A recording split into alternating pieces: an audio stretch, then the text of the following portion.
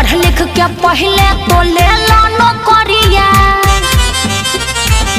सुना पढ़ लिख के पहले तो ले लो नौकरिया।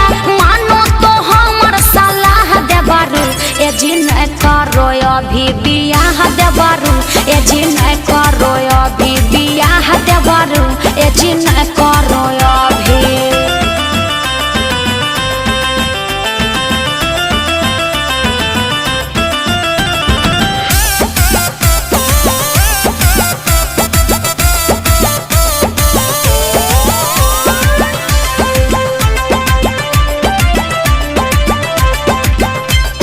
लभर बिना मन रहे उदास है।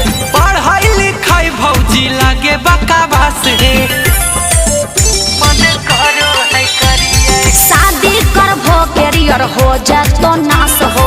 सूझे लगतो देवरू धरती आकाश हो। छौड़िए पर रहे निगाह भौजी। छौड़िए पर रहे निगाह भौजी। मन करो है करिए बियाह भौजी। मन करो है करिए बियाह भौजी। मन करो है करिए। ओहो काहे न बतिया समझा।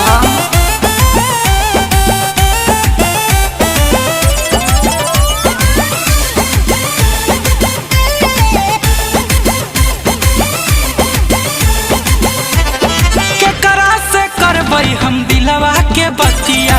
चल गेलै छौड़ी धराई के आदतिया।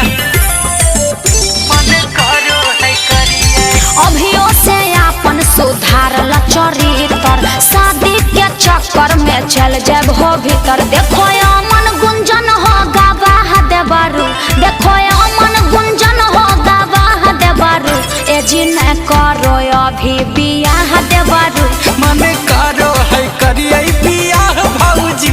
मन करो है करिए। अरे बात अब मान जा।